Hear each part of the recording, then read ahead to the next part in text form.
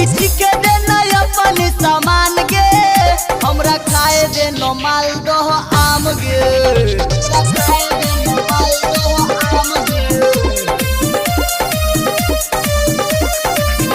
छौरी बोले तू केतना छौ दाम गे हमरा खाए दे न मीठा वाला आम गे हमरा खाए दे हमरा खाए दे हमरा खाए दे न मीठा वाला आम गे।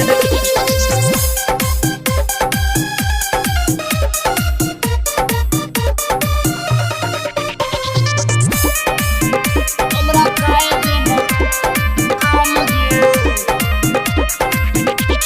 साँझ के बेरा छौरी करना मोला जो लगे जल्दी से छौरी 2 किलो आम तो लगे जल्दी से छौरी 2 किलो आम तो लगे। साँझ के बेरा छौरी करना मोला जो लगे जल्दी से छौरी 2 किलो आम तो लगे तोरा देबो मन मानी हम दाम गे तोरा देबो मन मानी हम दाम गे तौले जल्दी से मालदह आम गे तौले जल्दी हमरा खाए दे न तौले जल्दी से मालदह आम गे।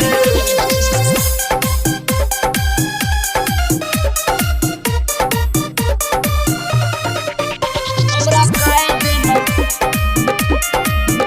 वाला आम गे।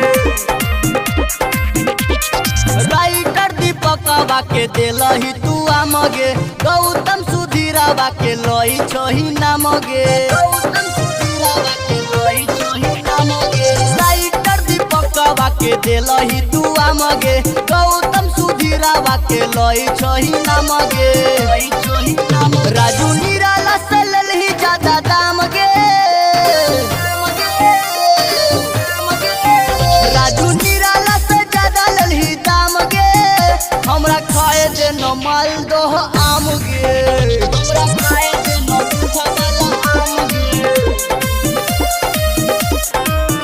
छौरी चिके दे न अपन सामान गे मान गे मान गे छौरी चिके दे न अपन सामान गे हमरा खाए दे न मीठा वाला आम गे हमरा